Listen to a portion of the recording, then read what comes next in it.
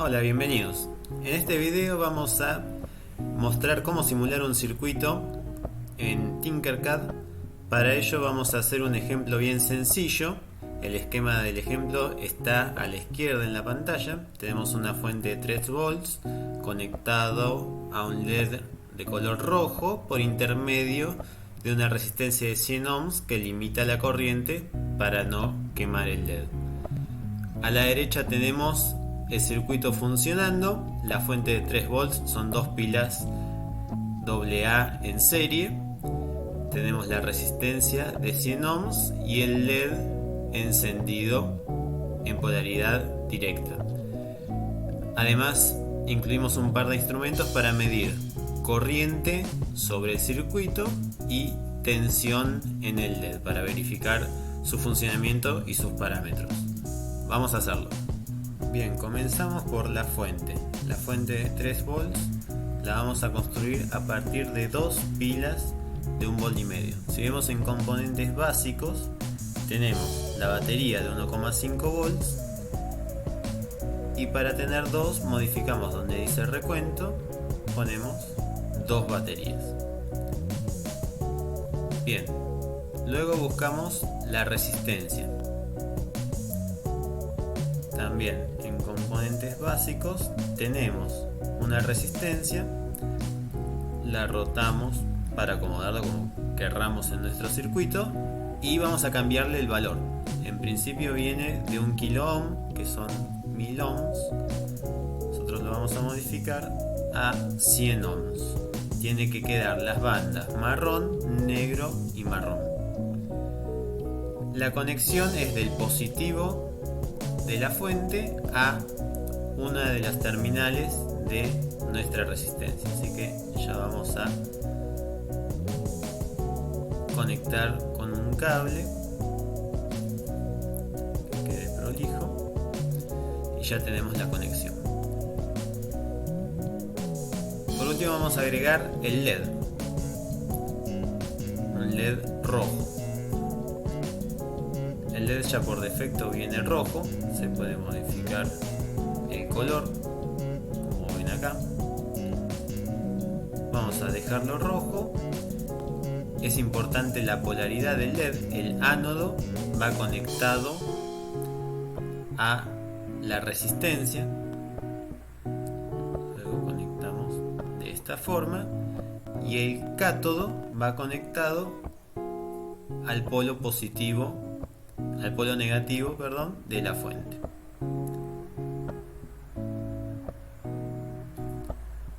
Así que ahí terminamos la conexión.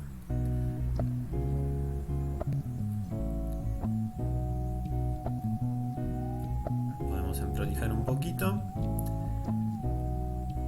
Podemos cambiarle los colores a los cables para que se identifique mejor cuál es el negativo de color negro, el positivo del color rojo y una conexión intermedia entre resistencia y LED de color verde.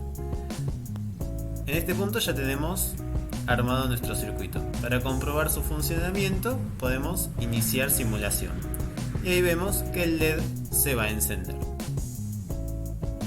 A continuación vamos a agregar instrumentos para medir la corriente en el circuito, que va a ser una única corriente porque es un circuito serie, y la tensión o el voltaje en el LED. Para ello vamos a utilizar dos testers o multímetros, como lo indica en el Tinkercad. Para ello vamos a agregar un multímetro en el LED en modo voltaje y lo vamos a conectar en paralelo al LED, el positivo al ánodo y el negativo al cátodo, y otro multímetro en serie a nuestro circuito, porque va a ser para medir amperaje, es decir, corriente eléctrica. Entonces vamos a cortar nuestro circuito, vamos a borrar este cable y vamos a interceder el multímetro en el paso de la corriente. Lo conectamos al positivo de la batería y a la resistencia.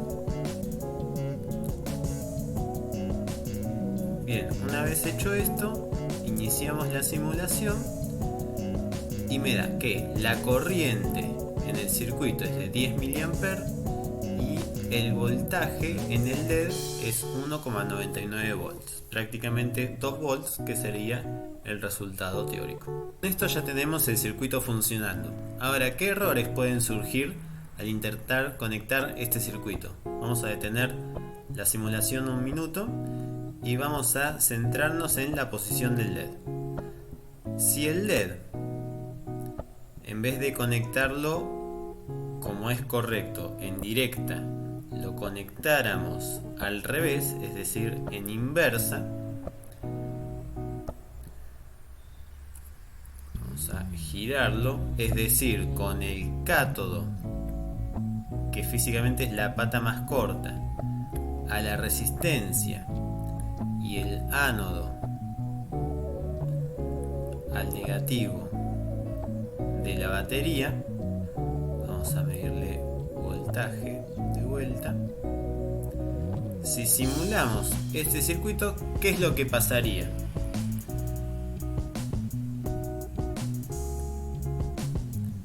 El LED, fíjense que queda conectado en inversa, es decir, que no permite el paso de la corriente. Por eso, el multímetro que está conectado como amperímetro marca 0 en corriente y todo el voltaje de la batería está cayendo en el LED, porque como con la resistencia no pasa corriente, entonces la caída de tensión en la resistencia es de 0 volts y entonces los 3 volts están en inversa aplicados sobre el LED, pero el LED no se enciende. ¿Qué pasa si, volviendo a nuestro circuito original, tenemos el LED conectado correctamente? Es decir, que si lo simulamos está encendiendo, pero ahora vamos a hacer la prueba de modificar el valor de la resistencia. Vamos a llevarlo en principio a 1 kilo ohm, que es con lo que venía por defecto, y simulamos.